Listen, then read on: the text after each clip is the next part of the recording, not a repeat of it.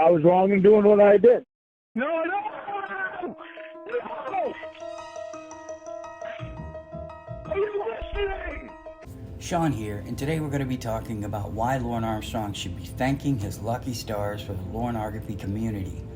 Without the Lorneography community, Lorne Armstrong would have to walk out his door every freaking day and face the harsh reality of public opinion. He would have to face what he did. There would be no hiding.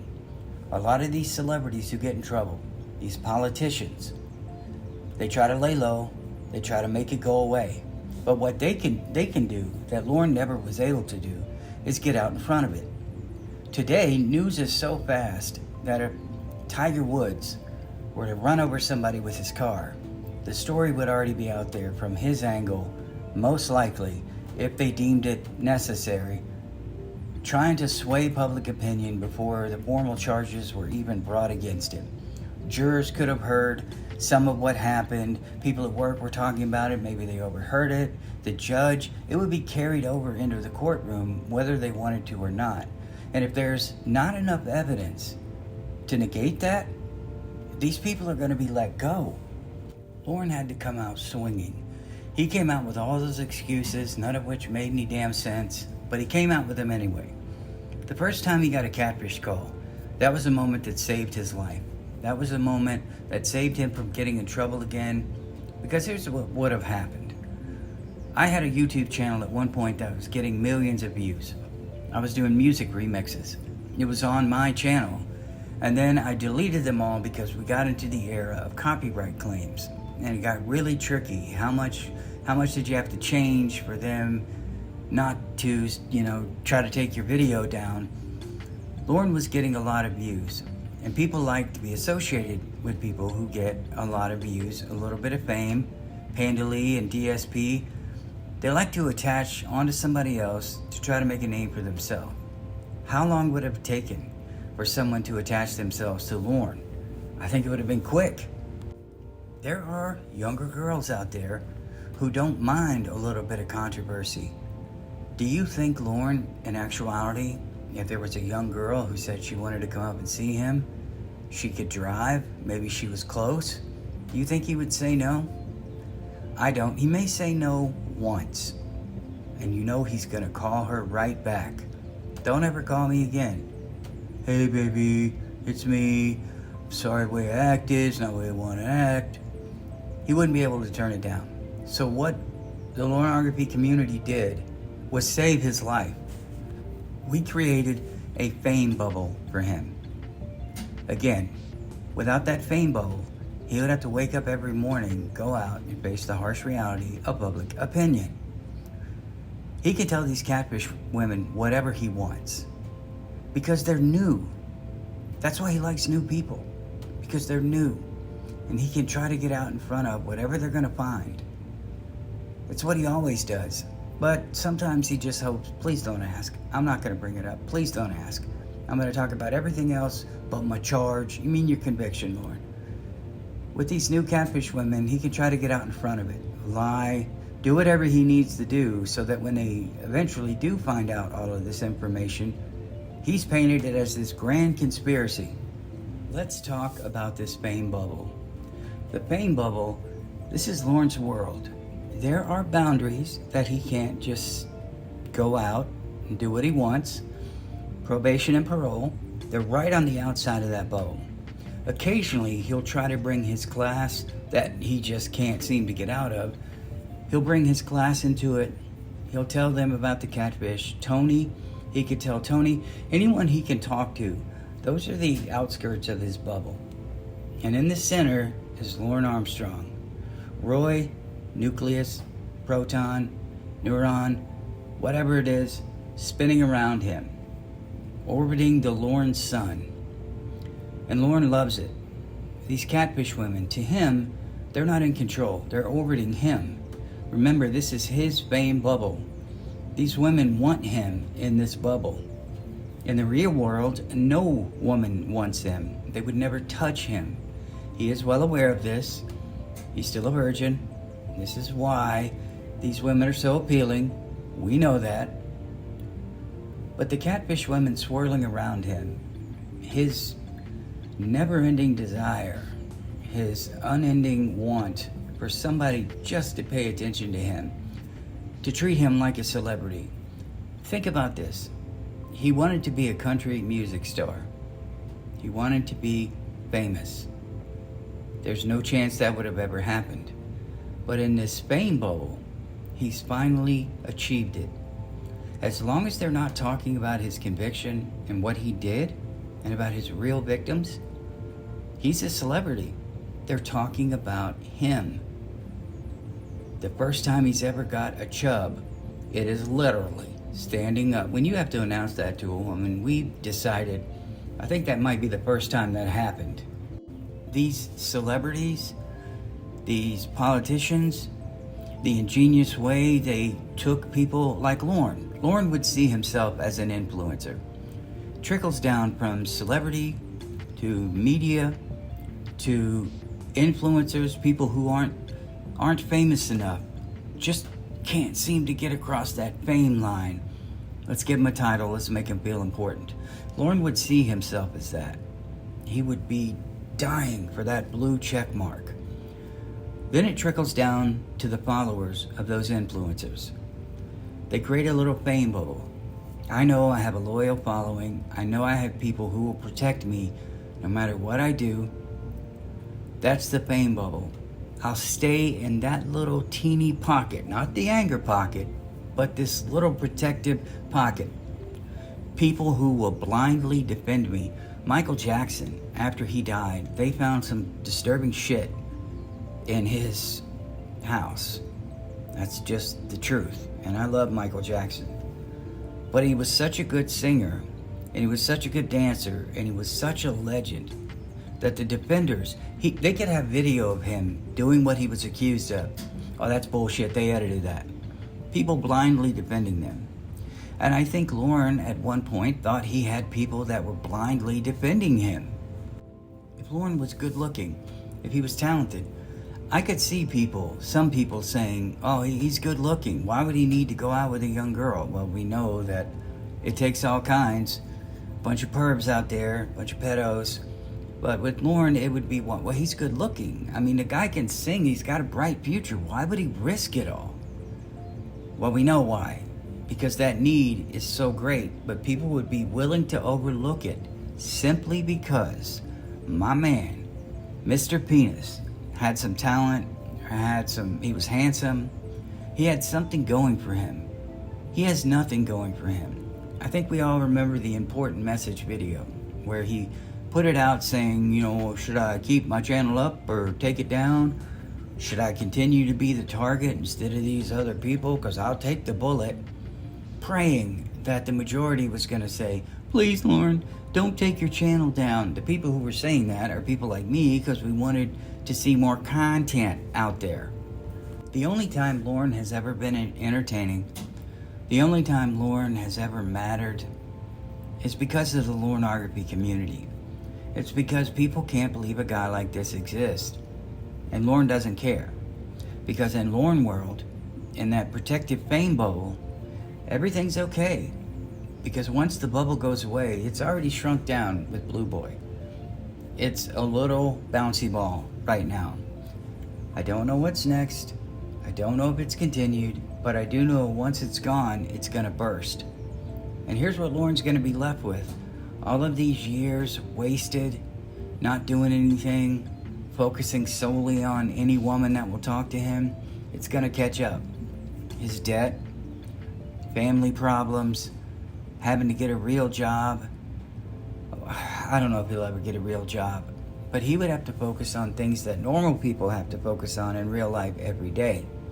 And again, when it bursts, the court of public opinion is going to be his worst enemy. No matter where he goes, no matter where he works, someone's going to call or someone there is going to look him up because they do it all the time. When I got a manager position here, first thing people did was look me up. I mean, that's just the way it is. When you apply for a job, they look you up. They look up your Twitter post. What have you said? Facebook post. What are you doing? Extracurricular activities. Because if something nefarious or something bad, we're not going to hire you. I mean, technically, we're not supposed to take that into account.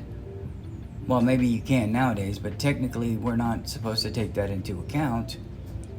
But they will. I remember David, can't remember his last name off the top of my Schumacher. He put out some videos. His were a little different. His were attacking people. Y'all are stupid. Y'all are this. Y'all are that. And we see where he's ended up.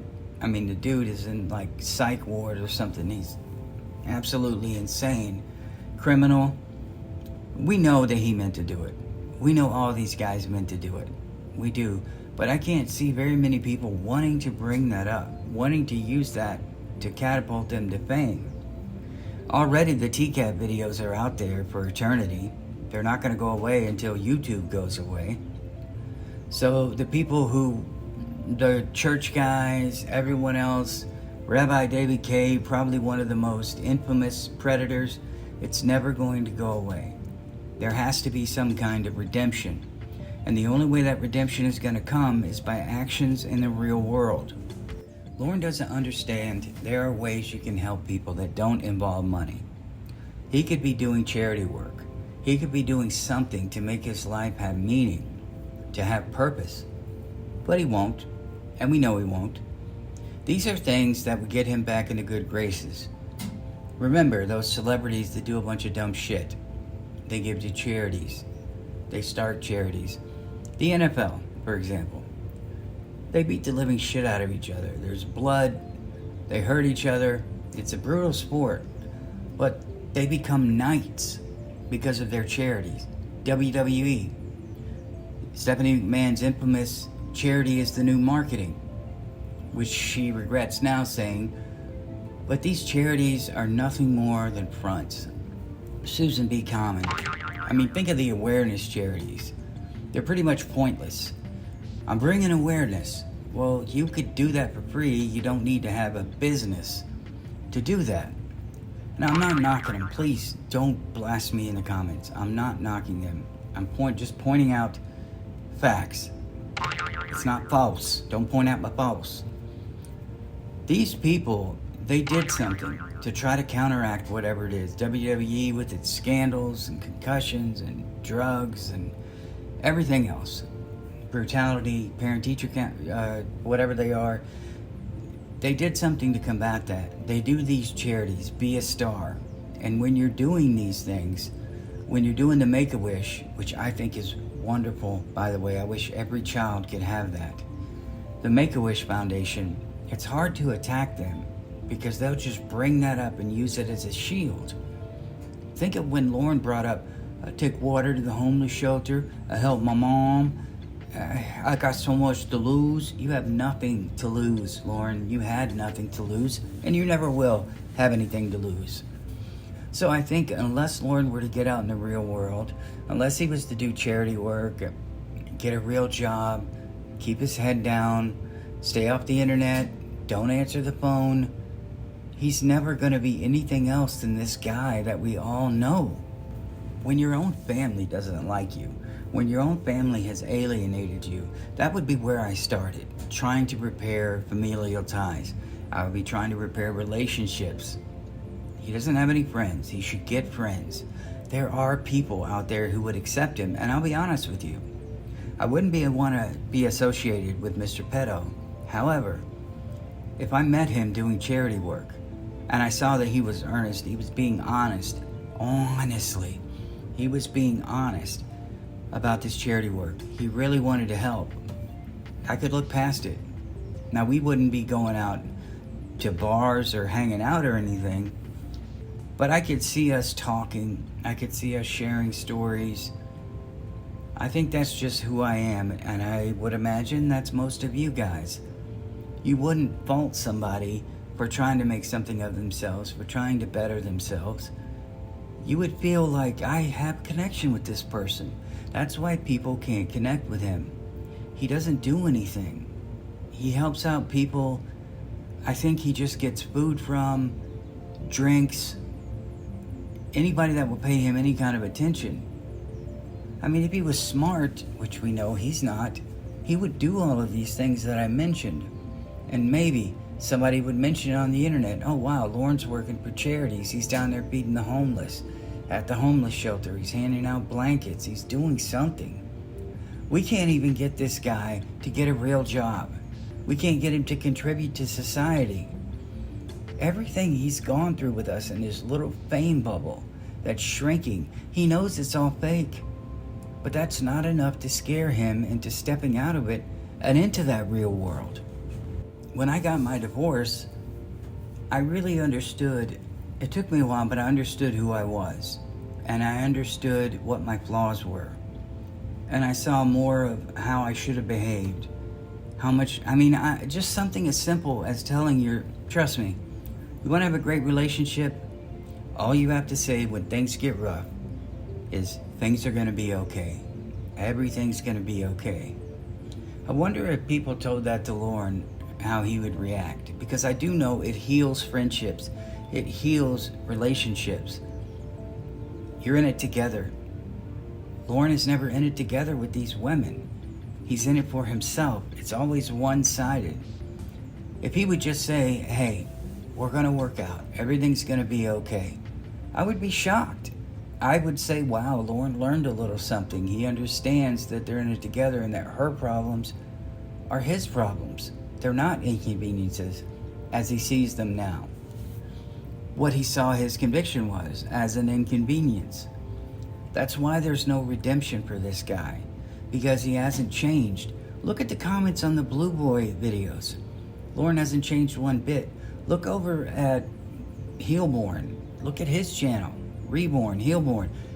He hasn't changed one bit. Every catfish, when there's a new one out, he hasn't changed one bit. It just keeps going and going. Lorne is the Energizer Bunny of pedophiles. So his fame bubble, it isn't propped up by anything. There is no redemption. He hasn't changed. That's only part of his redemption. He hasn't changed his actions, his habits. The dude's still smoking. He looks the way he does. He's not going to maintain anything. Because as you get older, your appearance becomes less important. I don't know why that is, but psychologically, for most people, you don't feel like you have to keep up appearances. I guess it's you get to an age of where you're like, I don't have to give a shit about that. I'm too tired to give a shit about that. Lorne is not attractive. He has no talent. He has no job. He has no money. He has nothing to offer. Now that right there would be enough for some people to say, wow, I've got to change. I have to make a change. This is not fun. Not even living paycheck to paycheck. Living 2 paychecks behind. But he won't change. And that's why that fame bubble, that fake fame that he feels is shrinking and shrinking and shrinking, and it's going to burst and he's going to be gone. And when that's gone, it'll be like those people who retire.